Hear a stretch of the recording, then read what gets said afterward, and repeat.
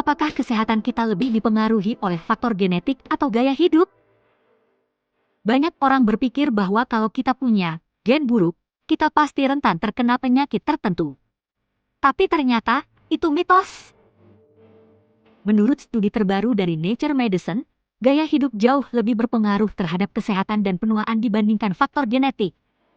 Penasaran? Yuk, kita bahas. Tangan menunjuk bawah.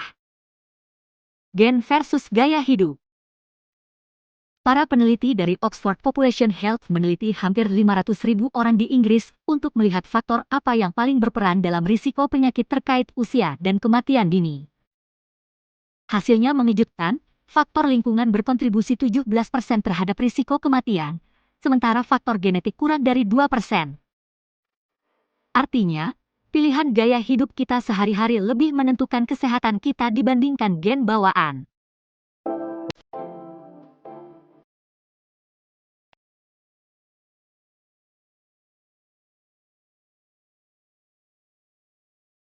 Dari penelitian ini, ditemukan bahwa beberapa faktor yang paling memengaruhi kesehatan adalah merokok terkait dengan 21 penyakit berbahaya. Status ekonomi kondisi hidup mempengaruhi 19 jenis penyakit. Kurang aktivitas fisik berhubungan dengan 17 penyakit. Bahkan, hal-hal yang terjadi di masa kecil bisa berdampak puluhan tahun kemudian. Misalnya, berat badan saat usia 10 tahun dan ibu yang merokok saat hamil bisa meningkatkan risiko penuaan dan kematian dini 30 hingga 80 tahun kemudian.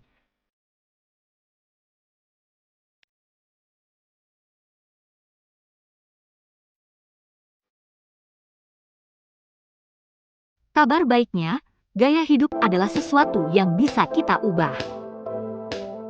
Mau hidup sehat lebih lama, mulai dari sekarang.